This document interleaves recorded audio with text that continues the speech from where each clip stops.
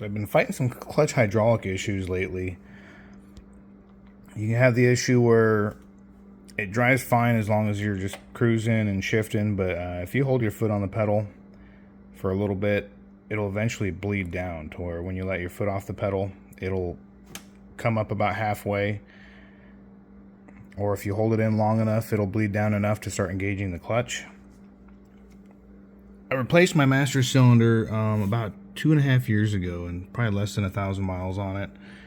It is an Exedy Master. That's the factory replacement according to Mazda Tricks. They no longer sell the factory that I could find. It was pretty much identical to the factory one I pulled out.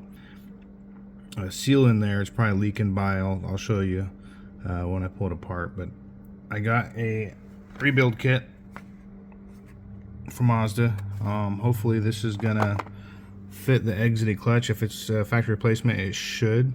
So I'm going to try to rebuild this Exedy one that's, you know, essentially brand new, and see what we can find, see what went bad in it. This is going to be the same as a left-hand drive car, but harder. The big difference is you have this intake pipe you have to loosen and take off, because the Master, when you try to pull it out, you won't be able to pull it out far enough without hitting this. So you got to get underneath the car, unbolt that from the rear turbo intake, pull off this hose here. It's actually not too bad. The hardest part is climbing up underneath the dash.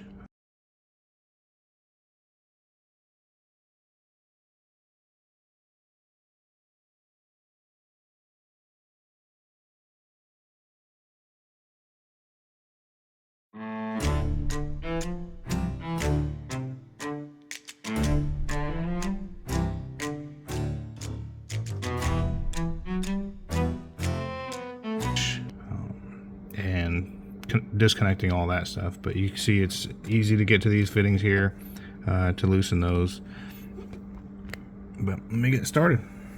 The rear portion of the Master, you have that small corner. You can't really see it, but there is a divider in there. This shares fluid with the brake system. As you see, there's only one reservoir. So Mazda actually put a wall in there to where if you get a leak in your clutch hydraulics, it won't bleed your total Master dry, and then you lose your brakes too. It's kind of a safety thing. So you'll see, I'll show you what it looks like when you do pull all the fluid out of the clutch system here, and you'll have fluid in your brakes in the front still, so you can stop. So first thing I gotta remove is gonna be this pipe here, and what I'm actually gonna do is I'm gonna go underneath and open up the bleeder for the slave cylinder, and then it'll drain the clutch system without having to suck it out of here and opening a line up here and making a mess. So I'm gonna go open that up. You gotta take this clamp off of here. It's just a rubber hose. We'll pull off that, and there's 2 bolts on the bottom side. I'll show you. You got to take off from the rear turbo. So this is what it looks like from the bottom. You got to get to the rear turbo. Take off these 2 10mm bolts right there and right there. They're real easy to get to. They're actually nuts, not bolts. I always say bolts, but yeah. So take off 2 10mm nuts, and you should be able to pull that back and off with that top tube removed. I usually take the hose off from this plastic one. It's usually easier to get out of the old hard coupler than the aluminum. I loosen the 2 lower bolts, and you can see it just kind of bobbles around in here. It does hit. It takes a little bit of force. I don't know if you can see this or not, but right there, it hits the heater core hard line, so it takes a little bit of pushing to get it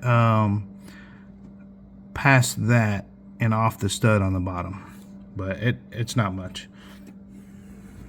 Here's a better view of what I was talking about. You can see it makes contact with the heater core hard line, and you see it's almost off the studs.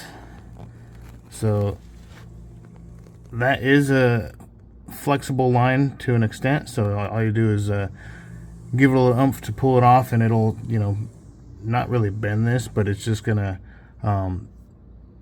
be forced out of the way a little bit, and it'll take a little bit of convincing to get back on too. But it's a tight fit. This is one of the downsides of right-hand drive. I think pretty much the main downside of owning or maintaining a right-hand drive RX7 and Supras as well, because they have the turbos on the right-hand side.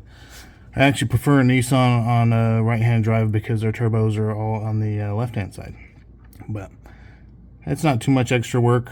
This is probably going to take, you know, 5-10 minutes tops to get this pipe out versus the left-hand drive. So,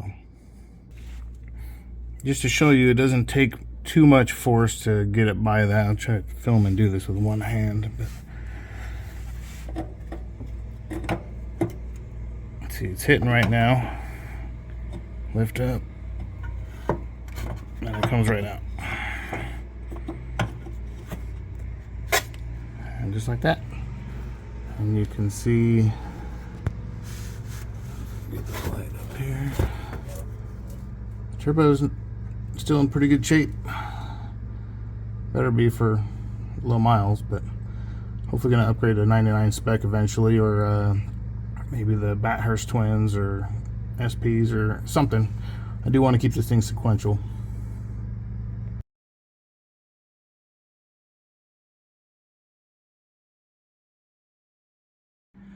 Before I take the nuts off underneath the dash, I usually loosen that one, take that one off. The system is dry, but that way you can actually get some torque on it. If you loosen those nuts down below first, then you're gonna have a hard time getting any kind of torque on this. It'll just kind of bobble around there. So take that hard line off first, and then take those nuts off. This is what I was talking about, the master having a separation between the brake portion and the clutch portion. That little section in the back feeds the clutch master, and then you can see in the front, if you do happen to have a leak in the clutch hydraulics, you will still have brakes. So that's a good thing. Now for the fun part. The worst part for me in this job is getting underneath the dash and loosening these two nuts that hold this master cylinder in. You do not have to take that rod off the pedal right there. You just need to take these two 12mm nuts off, and then you'll be able to push out the master cylinder. Those are long studs, and those are the reason why we had to loosen that intake pipe for the rear turbo, because those protrude through the firewall pretty far, as you can see. So we need enough room to be able to pull this master cylinder out all the way without hitting that pipe. But yep, you got to take those two nuts off, and it should fall right out after we take off the hard line outside. So once you get this hose undone, you can see I already pulled off the feet a little bit. I did take the nuts off inside, and it just kind of wobbles out right now. So let me pull this hose off the rest of the way. I always put this pointing up, just in case there's any that might leak out. You can see nothing's dripping out of the master.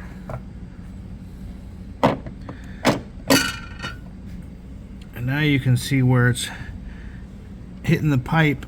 Now the pipe is angled wrong right now. I have it taken off, and it's just angled just right to where I have enough room to finagle this master out of here.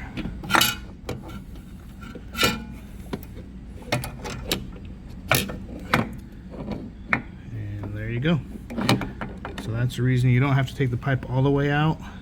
You just need enough clearance to clear these studs here, like I mentioned. And this is what it looks like.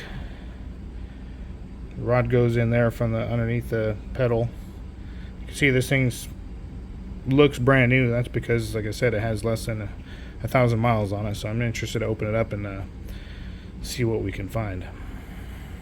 So if you know how to rebuild one of these, you can rebuild your Slave as well. Alright, now time to put it back in the car in the reverse order.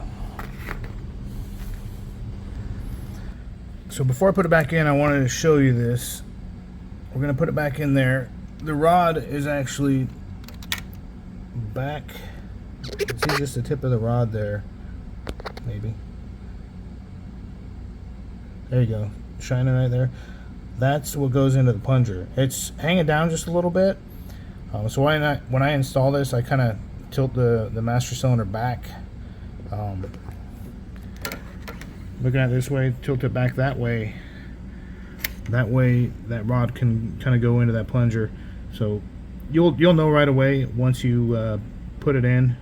If you put it in, you can climb up underneath the dash and just kind of finagle that rod in there before it, pushes all the way in. It's not going to let you push it all the way in without that rod in the indentation in the master. So not that big of a deal, but if you're struggling and you can't figure out why it's not going, it's because of that rod. Alright, now we got that all bolted up, good to go. Need to re-hook up our feed. This hose is still really in good shape because this came with the new master cylinder when I replaced it, so it's still nice and soft and malleable. If you have the original hose, you definitely want to replace it because it's probably going to be hard and brittle, and you don't want to have a leak after messing around with it. Now next, after we clamp that, you don't want to just hook up this line here and start gravity bleeding it or whatever. You want to bleed the master. So I'm gonna move this out of the way a little bit here in a minute. I have had this kit for years.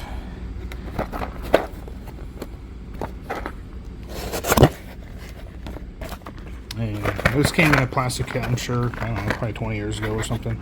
But it's got a whole plethora of fittings for the different master cylinders. I got my hose in here that I use. So I'm just gonna find the right fitting that's going to fit in the output of the master. And then we're gonna feed that into this master, and we're gonna bleed the master first before we try to bleed the rest of the system. This is pretty crucial. You're gonna have a hell of a time trying to bleed this thing out if you don't bleed the master first. So let's thoroughly bleed that first. I found the right fitting. I got my hose hooked up here.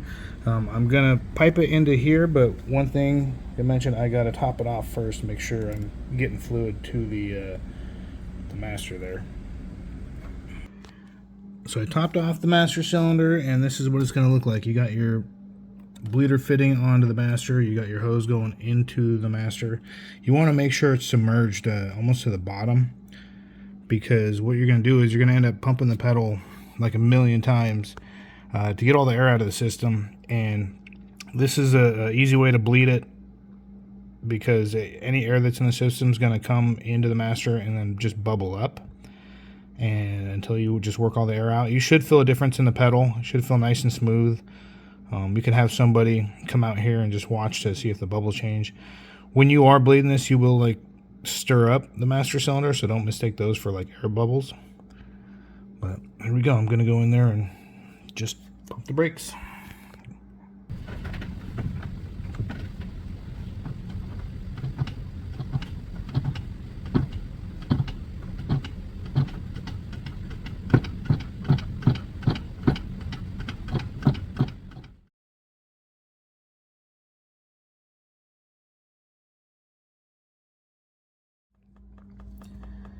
When you get everything bolted up, all the lines connected, crack the bleeder, gravity bleed it until you get a nice steady drip like this. You don't have any air in the system. 99% of the time, this will be good enough to bleed the system. Close up the bleeder and then go test out your clutch and make sure you got good disengagement.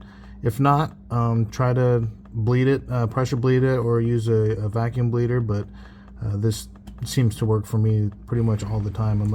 Everything back together here. One thing I want to mention is don't forget any little items you pulled off. Like here, this is a plug for the O2 sensor. I'll have to rewrote that. That plugs in back here. And this ground right here, very important. You run into a plethora of issues if you don't have a good engine ground. Not just for RX7s, but lots of cars in general will have weird idle problems and spark problems, and it creates a whole bunch of issues. So don't forget these small little things. Get your car running good. Give it started after you're done doing this job. But everything looks good. Time to test the clutch. Time to give it a test. Feels pretty good after bleeding it. But the true test is going to be holding it in. So I'll hold it in for 10, 20, 30 seconds.